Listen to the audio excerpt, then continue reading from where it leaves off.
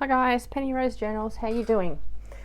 Right, something unexpected today. I am creating a softcover journal. It's been a long time since I've made a softcover journal, but this just kind of happened. I'm not even sure what I was trying to achieve here, but I just started and then I went, oh, I have a softcover journal here, so I just went with it.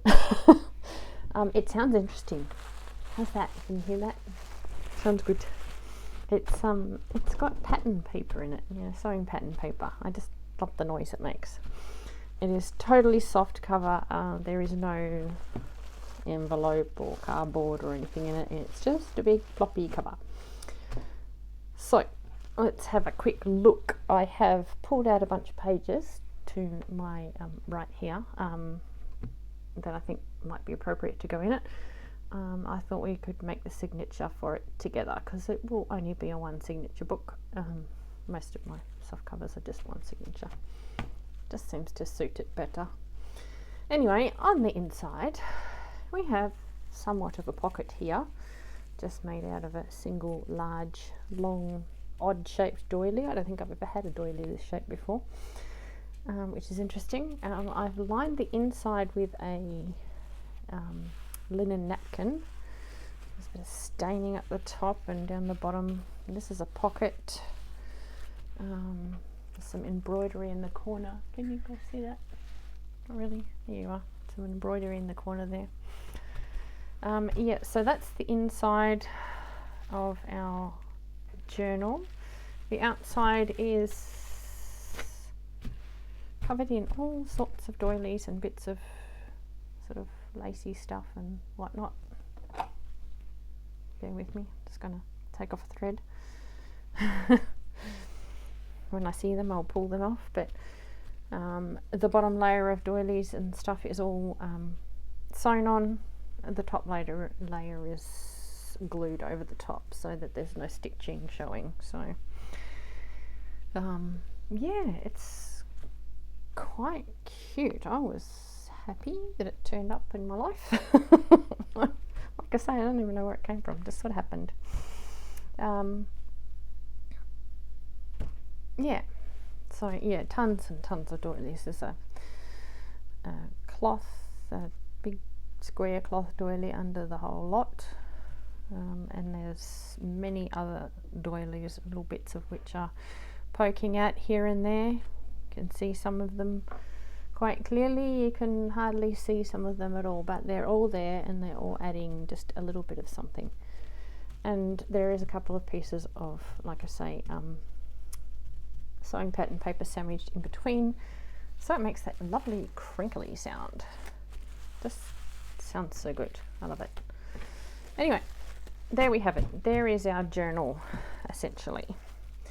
Now she needs a signature. So what I will do is work out how, I think I will organise the pages and then we'll work out how big they need to be. So I usually put about, in a regular signature in a hardcover book, I would put 10 pages. I just do. But for a single signature in a soft cover, or probably even hardcover, I don't know, I've never made a single signature hardcover, but anyway, I digress. For a single signature in a soft cover, I will put quite a few more pages, because it's all you get, it's not like there's multiple signatures. So and they're kind of nice when they're fat and chunky, so 10 pages just is not going to do it for me. So we'll pop that aside. I'll pull in the pile that I procured from my filing cabinet and off my desk and everywhere else. Start out with a couple of batch dyed sketch pages from a very cheap sketchbook. You can see this one's falling apart. Might actually use that one as scrap. So we have one page there. So we'll pop it to the side. Now I'm thinking I was just going to choose my pages and then decide how big they have to be, but I might actually work them out as we go. I'm thinking that these will be about the right size this way, width-wise, but they won't be the right height. So I'll either extend them or I'll just stagger them up and down in the signature so that they work out to fit nicely. So there's a start. Right, we have this, which is a piece of child's scrapbook paper that's been also batch dyed. I believe that's going to be about the right size that way, probably. So I'm just going to tear that down the middle and call it 2 pages. We can either fold them back or trim them if they seem to be a bit too large when we're done. I pulled out this page. It's out of a travel guide. There's some bits that are a bit bright and it's a bit shiny. Don't love that, but these make quite good pockets because they're quite sturdy pages. So I will probably put just pockets on this page. There's an interesting little Drambuie ad there that looks nice. That will sort of suit things. Most of this I will cover up with pockets so we don't have to look at the shiny printed pictures. Pale green page. I'd sort of stuck with this just coffee dyed coloured paper. Kind of stuck with pastels and light colours, just simply because she's all lace and doilies. And here is just a page out of a spiral notebook. I don't care if the lines are not going this way. They're going this way. You can either turn your book and write this way, or just write and ignore the lines. So this I may just use as embellishment. It's not exactly a page you can use to write on. I mean, you could, but I kind of like just sticking bits of this on. I'll see. I'll put it into my pile first. There's some very thin dictionary page that's been lightly toasted in the oven. So I'll just pop a page of that in there, not that one because that has a word on it I don't like the look of. Oh, they probably all do, but that one just was right in my face, so it has gone elsewhere already. Can use some of the words on there for a bit of embellishment here and there. Oh, excuse me. Good. I'm yawning, keeping me awake. Problem. There's a piece of music paper that has not been written on and has picked up some ink from a batch dye. That can go in there too. There's another piece. Got out more than one of those. Well, I may not use another piece of that. It's nice paper. It might go in there. There's only a single piece. Yeah. Another piece of coffee dyed coloured paper.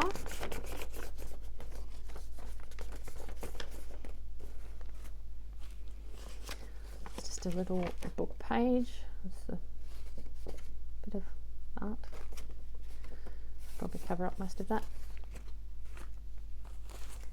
A little book from a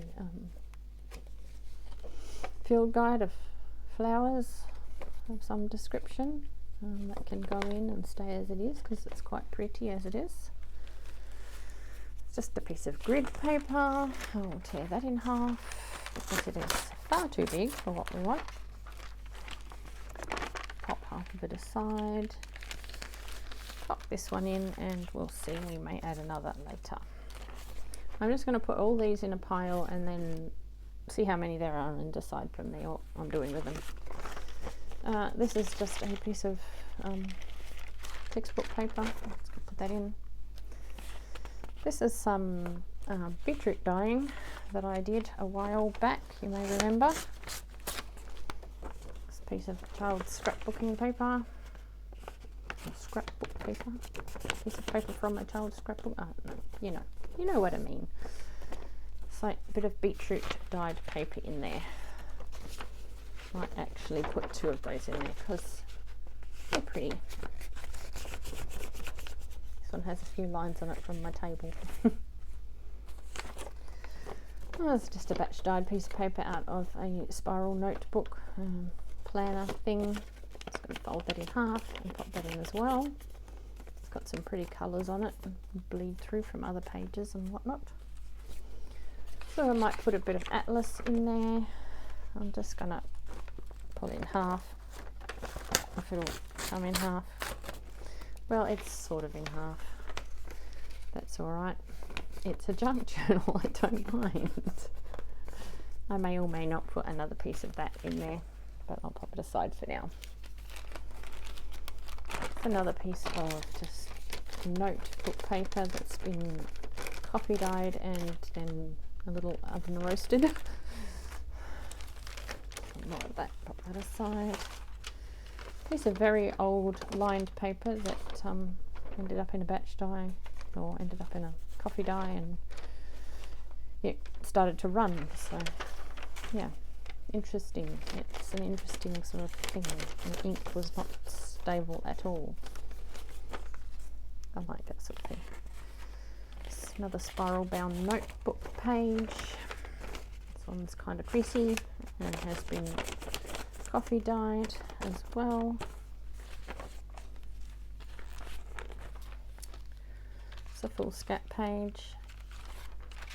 Again, I'm going to tear it, which will probably tear through all those holes. I don't care in the least. I mean, I could cut these down so that they fit with the lines going across, but like I say, it's not really of any consequence. It's not like you can't write on them otherwise.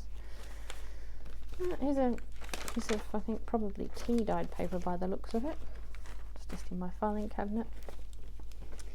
Another small book page that's going to require a bit of fixing up and covering up. Here is a batch dyed doily that should fit in nicely with everything else.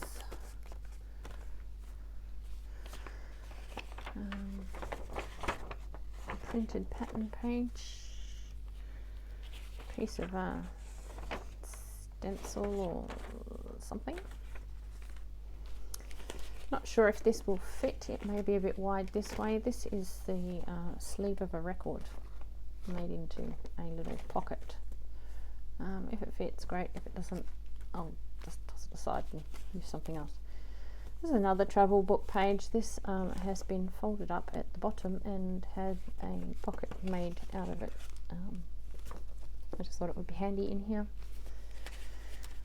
It's a collage book page with some writing space. We'll probably have to cut that down.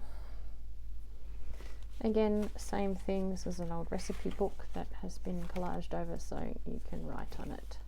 Got a bit of sewing pattern on it. This is a jelly print.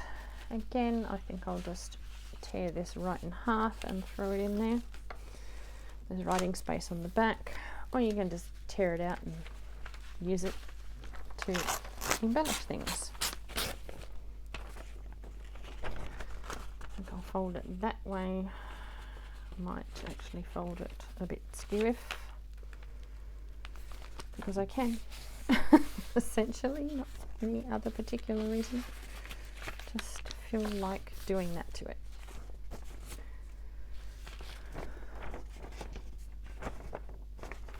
Do the same thing with this one.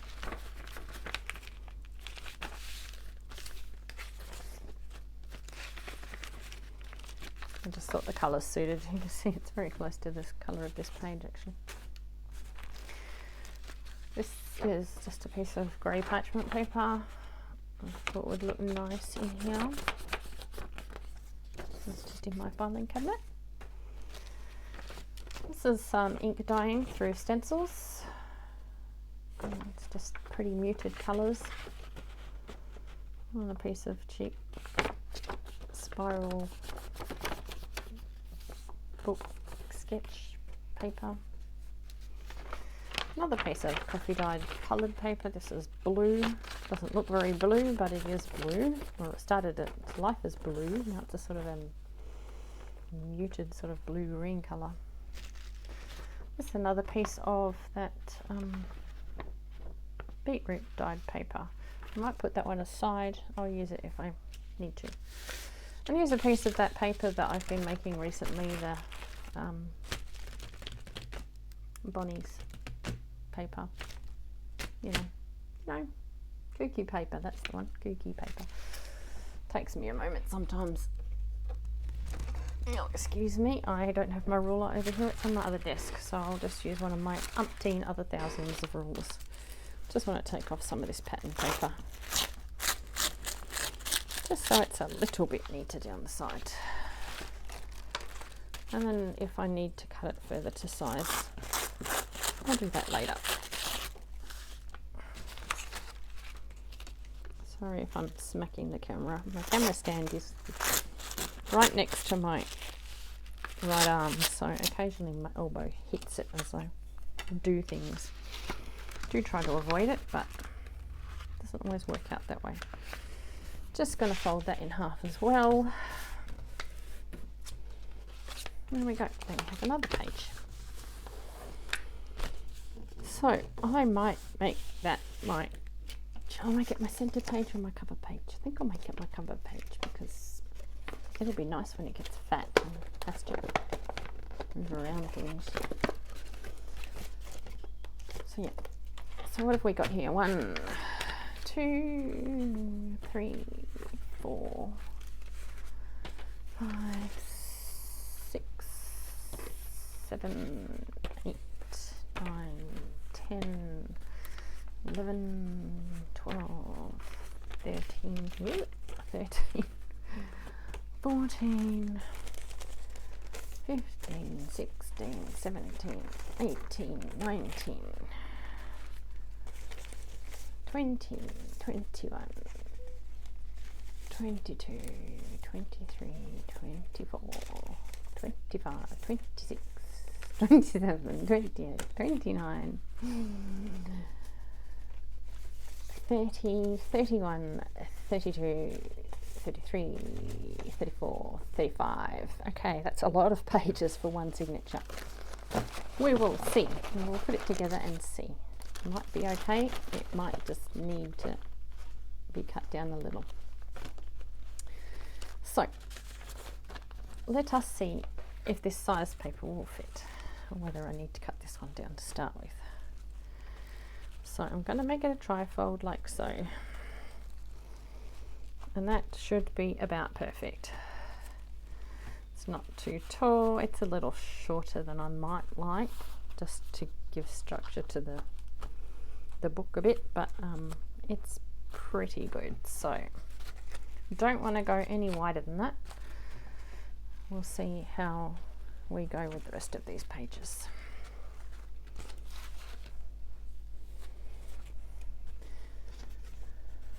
Now I want rather a sturdy page for the middle. I like to have a sturdy page for stitching through to the middle so that it's not going to tear or whatever. One of these book pages that has, there we go. This can be our middle of our signature, and that is also a good size. That's going to be the last page that goes on. So let us begin. We'll see how fat this gets, and then we'll take pages out if we have to. Now I will probably, like I say, stagger these like up and down a little so that yeah, one, you can see quite a few of the pages, and two, we can give the book a bit more support on the top and bottom, if you know what I mean.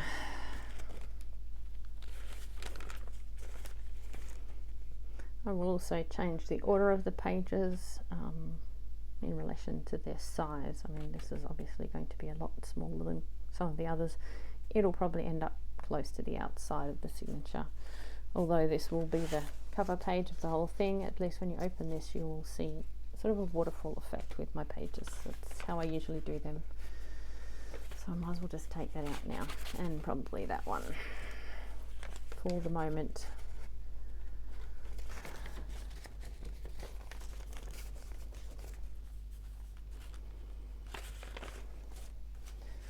I will make exceptions for that because a lot of my pages that are not just ruled paper or plain paper are quite small,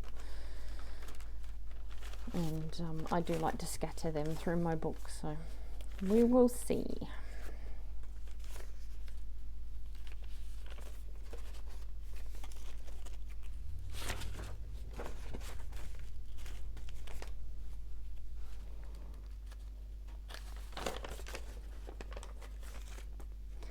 I like to leave a lot of writing space in my journals because I figured primarily that's what they're for. And if you're the sort of person who doesn't write in a journal and you have purchased one, you can always glue whatever you like to the pages and not feel bad about covering things up. So I tend to make my journals fairly heavy as far as writing space is concerned.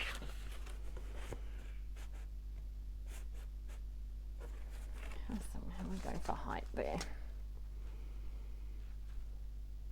Could even make that a little bit taller. It's getting a bit more like it.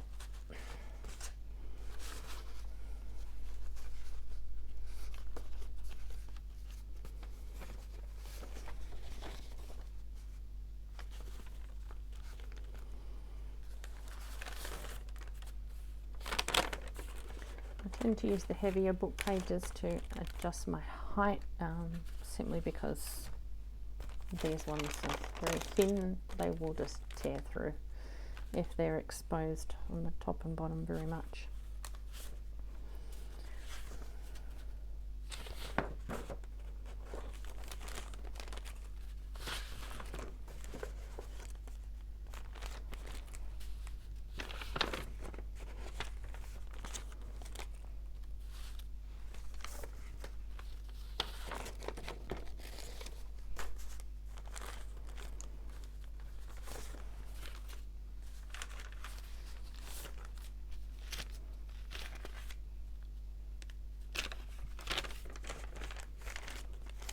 With this many pages, it's kind of hard to achieve the waterfall effect.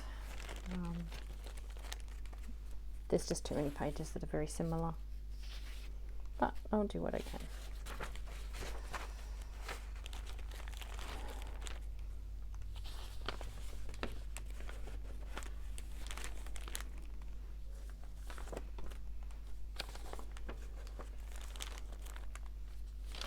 I haven't even been attempting it yet.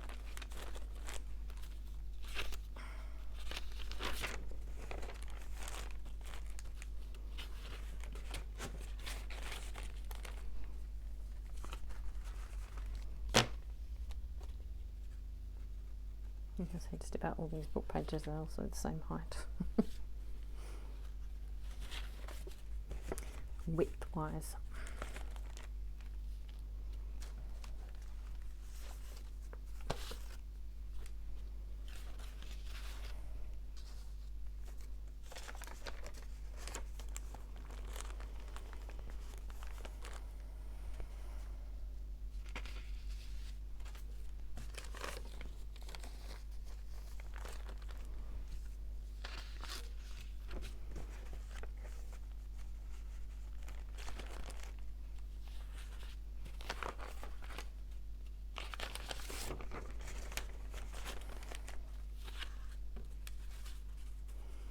Well, it looks like I shouldn't struggle to get all the book pages in there, so I'm quite happy with the number of pages we've got.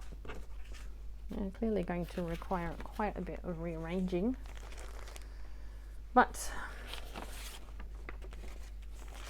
we have our signature. It's nice and fat. It will be sufficient for the book, I think, and will not be too much. Okay, there we have it. That's our signature. In fact, you know, I would almost even put more pages in there, but once it's been embellished and stuff, it'll be quite fat, so I'm not too concerned. Right, there we have it. I'm going to have to shorten some of those pages. I'll probably just do that by folding them. I don't generally cut my pages, I just fold them up. But that's about where we want it. I will probably cut the pages off so that, end the pages so that they end about here, just to give us some wiggle room if we have tabs or anything sticking out. So there we go, guys. There is our signature. I am going to turn the camera off now, and I will work on it a bit and bring you back and do some more with you a bit later. I'm not going to make you sit here and watch me rearrange the pages to my heart's content, because that may take me a fair while. So I'll come back, show you those results, and show you how I stitch it in, and then we might decorate it together. So okay, guys, I'll make that another video. So thanks for coming along today. I appreciate your company, and I hope this has been mildly interesting. I'll see you again later. Thanks, bye.